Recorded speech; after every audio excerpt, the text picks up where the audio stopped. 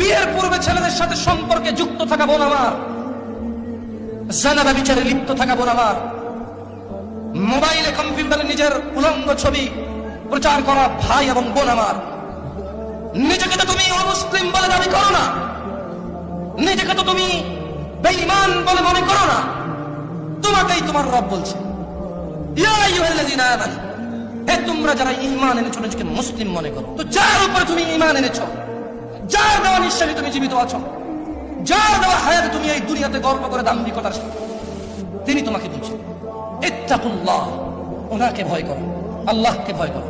ওয়া কুলু কাওলান সাদীদা, সত্য কথা বলো, সত্য কথা বলো।